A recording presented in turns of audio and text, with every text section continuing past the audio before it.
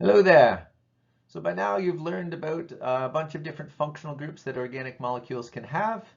Sometimes they're on the same molecule. There's an aldehyde, there's a hydroxyl group, here's an amine. And so we're going to look at how we can name and prioritize the different functional groups when they're together in the same molecule.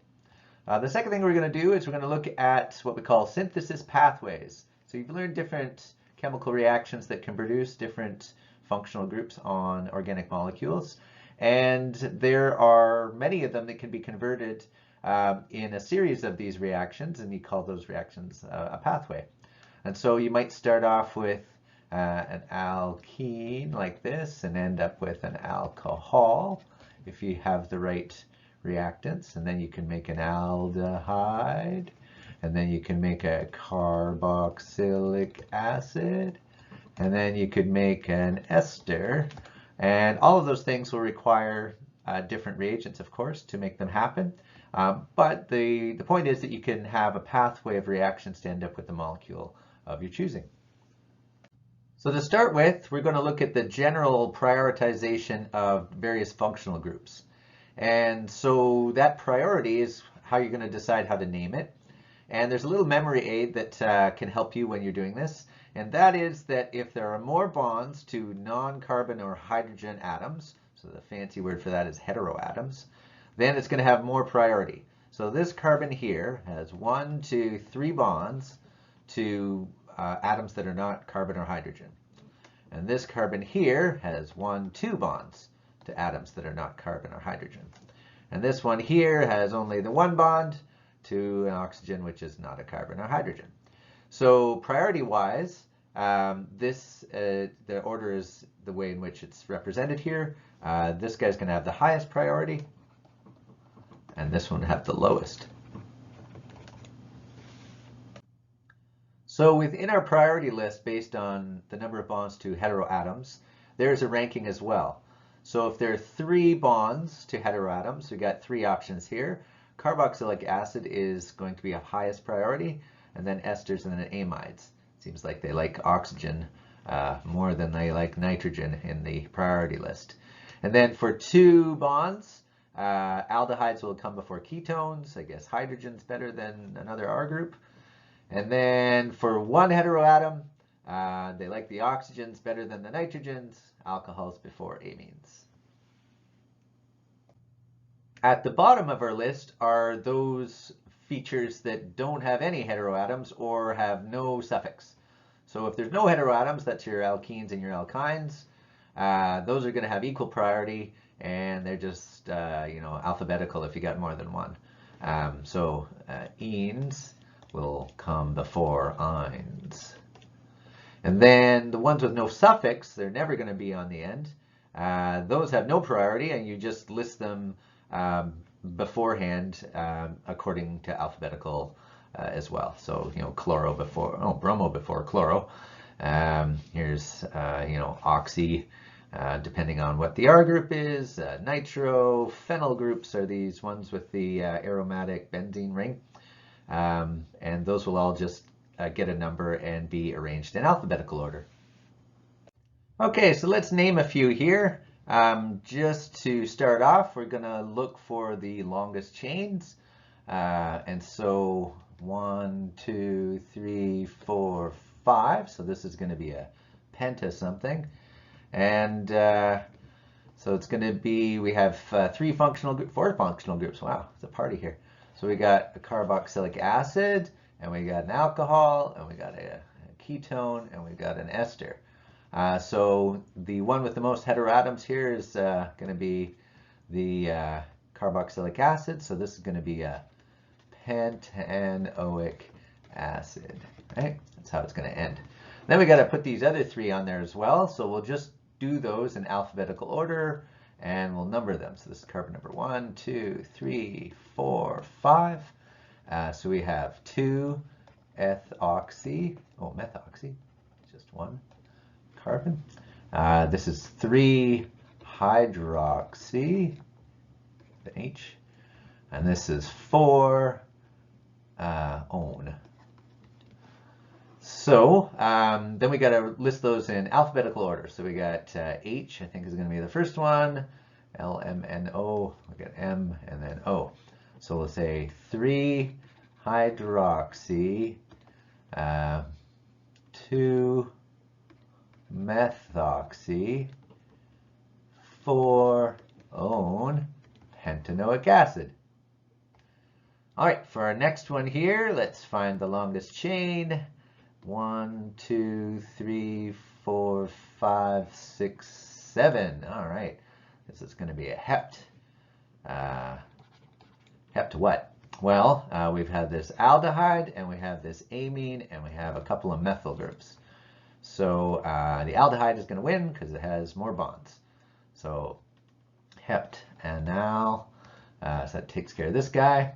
And then we got carbon number 1, 2, 3, 4, 5, 6, 7. So that means that the 3-amino, and we've got 2-methyl, and this is a methyl as well. So amino comes first alphabetically, so we're going to say 3-amino, and then 2,5-dimethyl-heptanal. There we go. All right, part 2 of our lesson is to look at chemical reactions and how you can have them in pathways. And in order to have all those different chemical reactions, oftentimes in organic chemistry, you're going to need specific reactants and also some catalysts. And the most common catalyst that I'm hoping everybody can recognize is sulfuric acid, right? H2SO4. And it's used whenever there is water involved in a reaction, right? So an example would be you have like an alcohol and you have your carboxylic acid, and you're going to do a condensation reaction here to end up with the ester, right? So you're going to end up with O to C to O and something like that, right? And water. So anytime you see water as a product or as a reactant, you're going to know that sulfuric acid is going to be the catalyst that's going to be needed for those type of reactions. Some other catalysts that could be important, any of those oxidations, like to go from an alcohol to an aldehyde or a ketone, or from an aldehyde to carboxylic acid, you can use these ions, permanganate or dichromate, as oxidizing agents. A couple others, whenever you have hydrogenation, you're going to try to put hydrogen on as an addition reaction. Platinum and extra pressure helps. And other additions, you can just go with nickel and some heat. Substitution reactions, some heat and some UV. And addition reactions, in order to help out, you're going to use iron with a halide to match the halide on your alkyl halide. So if this is, say, CH3Cl, then this is going to be FeCl3 in order to help out with that reaction. So once you have all those reagents and catalysts, you're ready to go along a synthesis pathway. And you can make a whole bunch of different compounds by converting them from one starting material into another. You'll see all your old friends on here. There's your alkenes, alkanes, alkyl halides, alcohols, ethers, ketones, aldehydes, amines, carboxylic acids, esters, amides, and even your old friend, the benzene ring, that can be attached as well. Okay, so let's go along the path and see what we can make. Alrighty, so let's start with a shorter one. We're going to start with propene, which is an alkene, and we're going to end up with propanone, which is a ketone. So it looks like we need 2 steps to get there. Our first step is going to change that alkene into an alcohol. So propene is C to C to C. It's got 3, and you're going to have a double bond on one of those, right? So you're going to end up with something like this. And then we want to turn that into an alcohol first.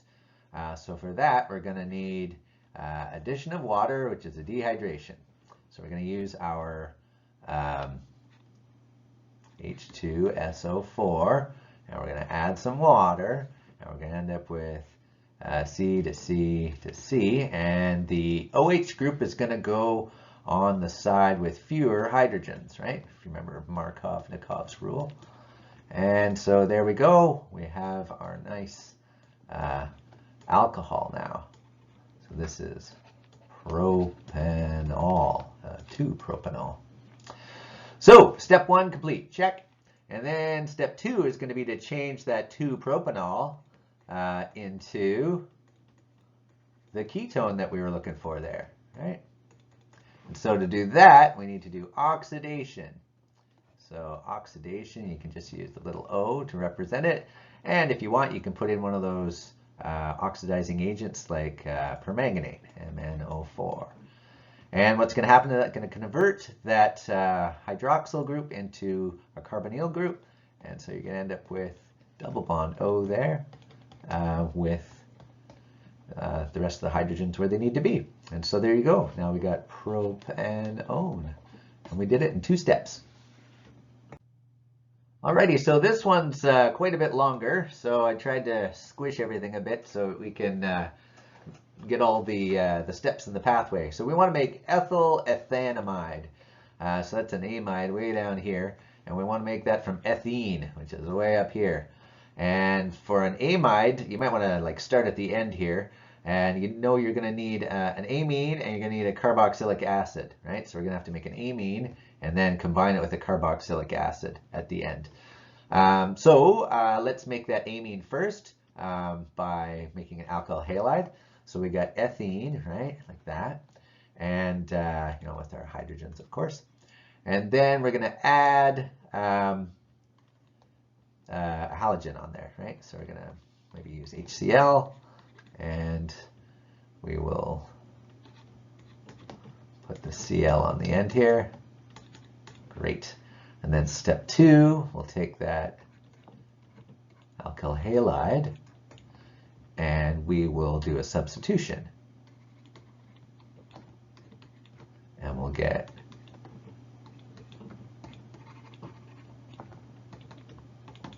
and a little HCl left. So there we go. We got our amide, or sorry, amine. And now we need to make a carboxylic acid. So we'll go back to the beginning here.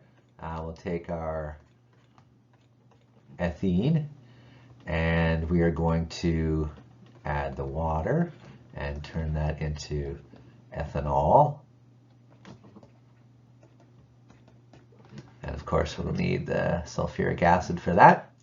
Then we'll take our ethanol and we'll oxidize that. We'll use, you know, maybe dichromate this time. And we'll turn it into ethanal.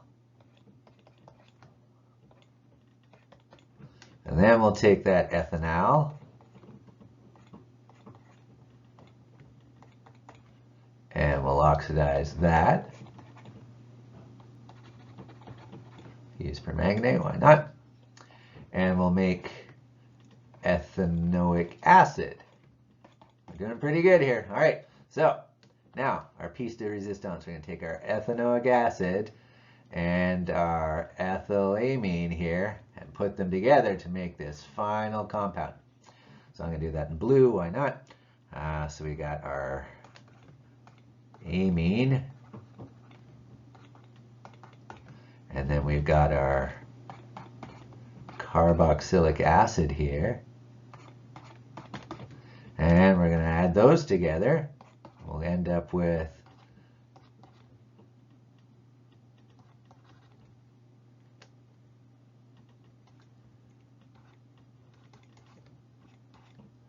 there you go.